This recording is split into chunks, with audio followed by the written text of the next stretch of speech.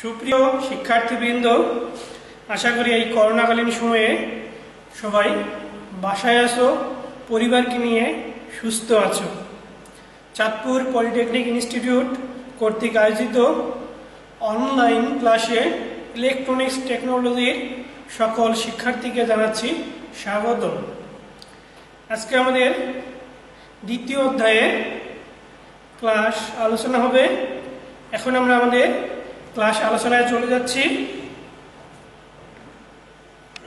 আজকে আমাদের আলোচনার বিষয় হচ্ছে chemistry, subject code 65913, section 1 physical and inorganic chemistry, lesson 2 ionic equilibrium. আমাদের টপিক হচ্ছে normality, molarity, volumetric analysis, titration and indicator, buffer solution it's mechanism. এছাড়াও আমাদের গত ক্লাসে সামান্য কিছু আলোচনা বাকি আছে, এটাও এর সাথে সংযুক্ত থাকবে। তাহলে আমরা এখন লবণ থেকে আলোচনা শুরু করব। লবণ কাকে বলে?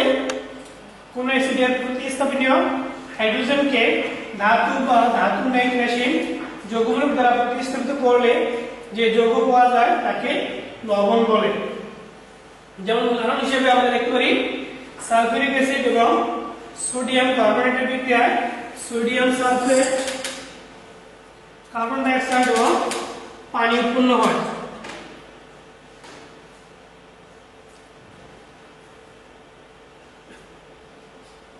তাহলে আমরা এই লবণ কিছু দেখতেছি।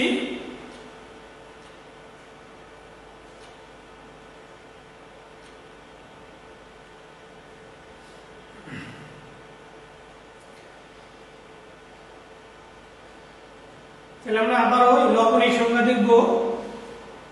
অ্যাসিডের প্রতিস্থাপনীয় হাইড্রোজেন পরমাণু কোন ধাতু বা ধাতু নাইট্রেশন যৌগমূলক দ্বারা আংশিক বা সম্পূর্ণরূপে প্রতিস্থাপিত যে যৌগ উৎপন্ন করে তাকে লবণ বলে।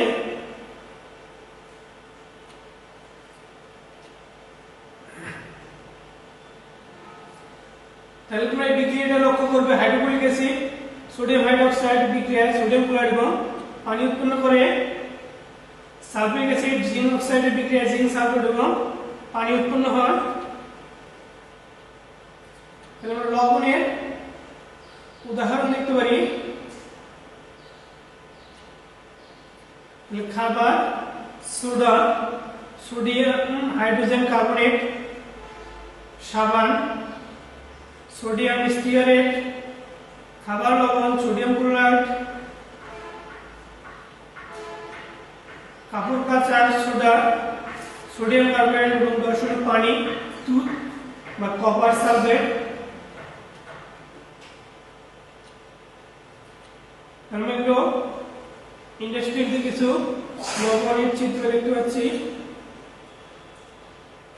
তাহলে লবণের জলীয় দ্রবণের প্রকৃতি নির্ণয়। একটি লবণের জলীয় দ্রবণের প্রকৃতি নির্ভর করে লবণটি যে অম্ল ও ক্ষারকের বিক্রিয়া থেকে উৎপন্ন হয়েছে তার প্রকৃতির উপর।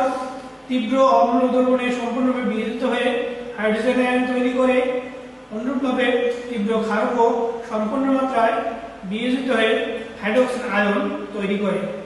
এজন্য তীব্র অম্ল ও তীব্র ক্ষারকের বিক্রিয়া হাইড্রোজেন আয়ন ও হাইড্রোক্সাইড আয়নের আধিক্য একই থাকায় লবণের দ্রবণের প্রকৃতি নিরপেক্ষ হয়। যদি একটি তীব্র ও অন্যটি মৃদু প্রকৃতির হয় তবে দ্রবণের প্রকৃতি তীব্রটির প্রকৃতির অনুরূপ হবে। আবার দুটি মৃদু প্রকৃতি হলে দ্রবণটি নিরপেক্ষ হয়। লবণের গঠন অ্যাসিড প্লাস ধাতু বা ক্ষারক ইকুয়াল লবণ প্লাস পানি। লবণের দুটি অংশ বিরাজ করে, একটি অ্যাসিডীয় মূলক অংশ, অপরটি ক্ষারকীয় মূলক অংশ। অ্যাসিড থেকে আগত অ্যাসিডীয় মূলক এবং ক্ষার থেকে আগত ক্ষারকীয় মূলক। তাহলে আমরা সোডিয়াম ক্লোরাইড লবণের ক্ষেত্রে আমরা দেখতে পারি সোডিয়াম ক্লোরাইড সোডিয়াম আয়ন এবং ক্লোরাইড আয়ন দ্বারা উৎপন্ন হয়। এখানে সোডিয়াম আয়ন ক্ষার থেকে আবদ্ধ ক্ষারকীয় মূলক এবং ক্লোরাইড অ্যাসিড থেকে আবদ্ধ হচ্ছে অ্যাসিডীয় মূলক। লবণের শ্রেণীবিভাগ। গঠন অনুসারে লবণকে 6টি ভাগে ভাগ করা যায়: পূর্ণ লবণ, অম্লীয় লবণ, ক্ষারকীয় লবণ, যুগ্ম লবণ বা দ্বিলবণ, জটিল লবণ এবং মিশ্র লবণ। তাহলে লবণের ব্যবহার। খাদ্য সুস্বাদু করতে যে লবণ ব্যবহার করি সেটা হচ্ছে সোডিয়াম ক্লোরাইড। কাপড় কাচার ক্ষেত্রে ব্যবহার করি সোডিয়াম স্টেট। শিল্প কারখানায় ব্যবহার করা সোডিয়াম কার্বনেট। কৃষিতে সার হিসেবে ammonium nitrate, ammonium phosphate, potassium nitrate ইত্যাদি ব্যবহৃত হয়। পিএইচ এর ধারণা। আবিধানিক অর্থে পিএইচ মানে হলো হাইড্রোজেনের ক্ষমতা। কোন দ্রবণের পিএইচ মান 0 থেকে 14 এর মধ্যে হবে। পিএইচ মান 7 এর কম হলে দ্রবণটি অম্লীয়, আবার 7 এর বেশি হলে দ্রবণটি ক্ষারীয়। কোন দ্রবণের পিএইচ মান 7 হলে দ্রবণটি প্রশমন। দ্রবণের পিএইচ মান 7 অপেক্ষা হ্রাসের ক্রমানুসারে অ্যাসিডের তীব্রতা বৃদ্ধি পায় এবং পিএইচ মান 7 অপেক্ষা বৃদ্ধির ক্রমানুসারে ক্ষারের তীব্রতা বৃদ্ধি পায়। তাহলে আমরা দেখতে পাচ্ছি পিএইচ মান যত কমতে যাচ্ছে তত অ্যাসিডের তীব্রতা বৃদ্ধি পাচ্ছে এবং পিএইচ মান যত 7 এর চেয়ে বেশি হচ্ছে তত ক্ষারকত্ব বৃদ্ধি পাচ্ছে। পিএইচ এর গুরুত্ব।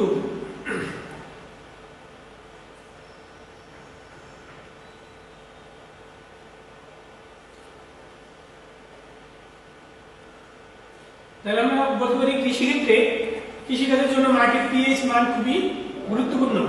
নির্দিষ্ট ফসলের জন্য মাটির নির্ধারিত পিএইচ মান বজায় রাখা গুরুত্বপূর্ণ। স্বাস্থ্য রক্ষা। প্রোটিনকে হজম করার জন্য পাকস্থলীতে পিএইচ মান 2 অর্থাৎ অ্যাসিডিক অবস্থা প্রয়োজন। আবার খাদ্যকে অধিকতর হজম করার জন্য ক্ষুদ্রতন্ত্রে পিএইচ মান 8 অর্থাৎ ক্ষারকীয় অবস্থা প্রয়োজন। রক্তে পিএইচ মান 7.35 থেকে 7.45 এবং প্রস্রাবের মান 6 থাকা প্রয়োজন। সৌন্দর্য রক্ষায় দেহ ত্বকের জন্য আদর্শ পিএইচ মান হচ্ছে 5.5। ত্বকের পিএইচ মান 5.5 থেকে 6.5 এর মধ্যে থাকার প্রয়োজন। এরপর আমরা আলোচনা করব নরমালিটি। নরমালিটি কাকে বলে?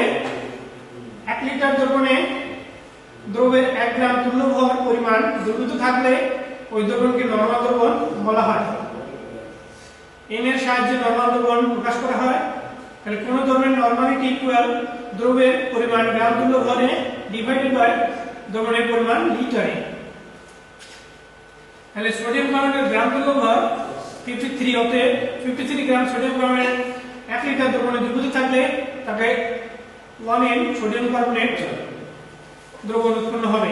যেহেতু এই এককে দ্রবণের পরিমাণ লিটার বা আয়তন প্রকাশ করা হচ্ছে এবং আয়তন তাপমাত্রার উপর নির্ভরশীল, তাই নরমালিটি স্কেলটি তাপমাত্রা নির্ভরশীল। মোলারিটি। 1 লিটার দ্রবণে দ্রবের 1 গ্রাম তুল্য ভর 1 লিটার দ্রবণে দ্রবের 1 গ্রাম মোল দ্রবীভূত থাকলে দ্রবণের ঘনমাত্রা 1 মোলার হবে। এটি m দ্বারা প্রকাশ করা হয়। তাহলে মোলারিটি ইকুয়াল দ্রবের পরিমাণ গ্রাম মোল এ ডিভাইডেড বাই দ্রবণের পরিমাণ লিটারে। উল্লেখ্য গ্রাম আণবিক ভরকে গ্রাম মোল বলা হয়। তাহলে সোডিয়াম কার্বনেটের গ্রাম আণবিক ভর 106 গ্রাম, তাই 106 গ্রাম সোডিয়াম কার্বনেট 1 লিটার জলীয় দ্রবণে দ্রবীভূত থাকলে এই দ্রবণের ঘনমাত্রা 1 m হবে। নরমালিটি স্কেলটি মধ্যে মোলারিটি ও তাপমাত্রা উপর নির্ভরশীল। মোলালিটি। 1000 গ্রাম বা 1 কেজি দ্রাবকে 1 গ্রাম মোল দ্রবীভূত থাকলে ওই দ্রবণকে মোলাল দ্রবণ বলে। এই দ্রবণের ঘনমাত্রাকে মোলালিটি বলা হয়। m এর সাহায্যে মোলাল দ্রবণ প্রকাশ করা হয়। মোলালিটি ইকুয়াল দ্রবের মোল সংখ্যা ডিভাইডেড বাই দ্রাবকের ভর কিলোগ্রামে। টাইট্রেশন। তাহলে আমরা টাইট্রেশন কাকে করব? টাইট্রেশন হচ্ছে উপযুক্ত নির্দেশকের উপস্থিতিতে একটি নির্দিষ্ট আয়তনের কোনো পরীক্ষাধীন দ্রবণের সাথে কোনো প্রমাণ দ্রবণের মাত্রিক বিক্রিয়া ঘটিয়ে প্রমাণ দ্রবণের তুল্য আয়তন নির্ণয়ের মাধ্যমে পরীক্ষাধীন দ্রবণের ঘনমাত্রা নির্ণয়ের পদ্ধতিকে টাইট্রেশন বলে। নির্দেশক বা ইন্ডিকেটরস, তার মানে নির্দেশক কাকে বলবো? যেসব পদার্থ নিজেদের বর্ণ পরিবর্তন দ্বারা কোনো রাসায়নিক বিক্রিয়ার সমাপ্তি বিন্দু নির্দেশ করে তাদেরকে নির্দেশক বলে।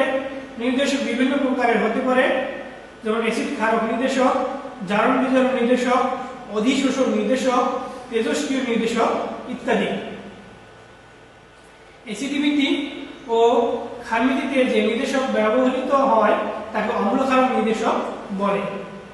কোন দ্রবণের জারণ মাত্রা নির্দেশ করতে জারণ বিজারণ নির্দেশক ব্যবহৃত হয়, যেমন সোডিয়াম কার্বনেট দ্বারা ফেরাস আয়নের জারণ করে ডাইফিনাইল অ্যামিন বেগুনি বর্ণ দেখিয়ে জারণ বিক্রিয়া সমাপ্তি নির্দেশ করে। অম্লক্ষারক নির্দেশক, যেসব পদার্থ তাদের বর্ণ পরিবর্তনের মাধ্যমে অম্লক্ষারক বিক্রিয়ার সমাপ্তি নির্দেশ করে তাদেরকে অম্লক্ষার নির্দেশক বা প্রশমন নির্দেশক বলে, যেমন litmus, phenolphthalein, methyl orange, methyl red ইত্যাদি।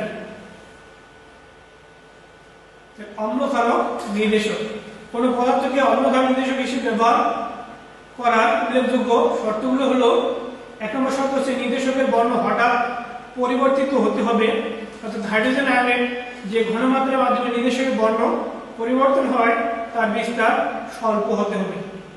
নির্দেশকের বর্ণ যথেষ্ট স্থায়ী ও উজ্জ্বল হতে হবে এবং অ্যাসিডীয় মাধ্যম ও ক্ষারীয় মাধ্যমে এর বর্ণের মধ্যে যথেষ্ট পার্থক্য থাকতে হবে। যে বিক্রিয়ার ক্ষেত্রে নির্দেশক ব্যবহার করা হবে তার টাইট্রেশনের সমাপনী বিন্দুতে নির্দেশকের বর্ণ অবশ্যই পরিবর্তিত হতে হবে। এবার আমরা আলোচনা করব বাফার দ্রবণ।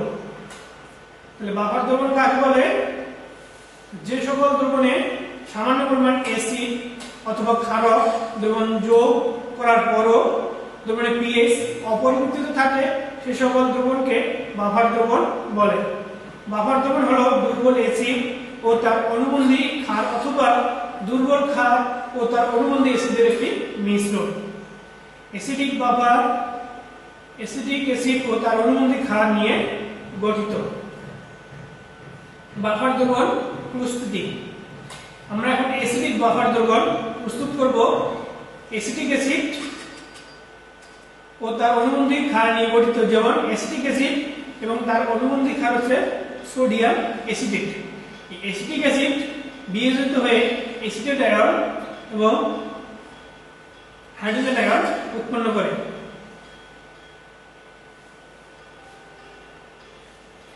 বাফার দ্রবণ ও ক্রিয়া কৌশল। বাফার দ্রবণের ক্রিয়া কৌশল ব্যাখ্যার জন্য অ্যাসিটিক অ্যাসিড ও সোডিয়াম অ্যাসিডেট নেওয়া হলো, যা একটি অম্লীয় বাফার দ্রবণের ক্রিয়া কৌশল। এই দ্রবণে নিম্নরূপ বিক্রিয়া ঘটে: অ্যাসিটিক অ্যাসিড সামান্য পরিমাণে বিয়োজিত হয়ে অ্যাসিটেট আয়ন এবং হাইড্রোজেন আয়ন উৎপন্ন করে। আবার সোডিয়াম অ্যাসিটেট সামান্য সম্পূর্ণরূপে বিয়োজিত হয়ে অ্যাসিটেট আয়ন এবং সোডিয়াম আয়ন উৎপন্ন করে। তাহলে এখানে যদি কোনো অতিরিক্ত পরিমাণ সামান্য অ্যাসিড বা বহিরাগত হাইড্রোজেন আয়ন যোগ করা হয় তাহলে এই হাইড্রোজেন আয়ন কিভাবে অপসারিত হয়, অর্থাৎ বহিরাগত হাইড্রোজেন আয়নের অপসারণ। যদি দ্রবণে সামান্য পরিমাণ অ্যাসিড অর্থাৎ হাইড্রোজেন আয়ন যোগ করা হয় তবে হাইড্রোজেন আয়নের সাথে যুক্ত হয়ে মৃদু তড়িৎ বিশ্লেষ্য অ্যাসিটিক অ্যাসিড অণু উৎপন্ন করে। তাহলে বহিরাগত হাইড্রোজেন আয়ন অ্যাসিটেট আয়নের সাথে যুক্ত হয়ে অ্যাসিটিক অ্যাসিড উৎপন্ন করে। আবার যদি আমরা সামান্য পরিমাণ ক্ষার অর্থাৎ হাইড্রোক্সিল আয়ন যোগ করি তাহলে সেটি কিভাবে অপসারিত হয়, অর্থাৎ বহিরাগত হাইড্রোক্সিল আয়নের অপসারণ। যদি দ্রবণে সামান্য পরিমাণ ক্ষারক অর্থাৎ হাইড্রোক্সিল আয়ন যোগ করা হয় তবে হাইড্রোক্সিল আয়ন দ্রবণে উপস্থিত হাইড্রোজেন আয়নের সাথে যুক্ত হয়ে মৃদু তড়িৎ বিশ্লেষ্য পানি অণু উৎপন্ন করে এবং অ্যাসিটিক অ্যাসিড বিয়োজিত হয়ে সামান্য পরিমাণ অ্যাসিটেট আয়ন উৎপন্ন করার মাধ্যমে এর মান স্থির রাখে, ফলে পিএইচ অপরিবর্তিত থাকে। তাহলে মূলত বিক্রিয়াটা হচ্ছে হাইড্রোজেন আয়ন এবং হাইড্রোক্সিল আয়ন পানি উৎপন্ন করে। ক্ষারীয় বাফারের ক্ষেত্রে ক্রিয়া কৌশল। ক্ষারীয় বাফনের ক্ষেত্রে ক্রিয়া কৌশল একই। ক্ষারীয় বাফন হিসেবে দুর্বল ক্ষার এবং তার অনুবন্ধী অম্ল নেওয়া হয়। তাহলে আমরা এখানে অ্যামোনিয়া এবং পানি বিক্রিয়া অ্যামোনিয়াম আয়ন এবং হাইড্রোক্সিল আয়ন উৎপন্ন করে অ্যামোনিয়াম ক্লোরাইড, অ্যামোনিয়াম আয়ন এবং ক্লোরাইড আয়ন উৎপন্ন করে। এখানে দ্রবণে যদি প্রোটন বা হাইড্রোজেন আয়ন যোগ করা হয় তবে তার দ্রবণে অবস্থিত হাইড্রোক্সিল আয়নের সাথে বিক্রিয়া করে পানি অণু গঠন করবে, ফলে দ্রবণে হাইড্রোজেন আয়নের ঘাটতি হবে। তাহলে অ্যামোনিয়া এই সাম্যাবস্থার বিক্রিয়াটি লাসাতিলের নীতি অনুসারে ডান দিকে যাবে এবং হাইড্রোক্সিলের আয়ন উৎপাদনের মানে পিএইচ অপরিবর্তনীয় থাকবে। আবার যদি হাইড্রোক্সিল আয়ন যোগ করি তাহলে তা অ্যামোনিয়াম আয়নের সাথে বিক্রিয়া করে অ্যামোনিয়া এবং পানি উৎপন্ন করবে এবং পিএইচ অপরিবর্তিত রাখবে।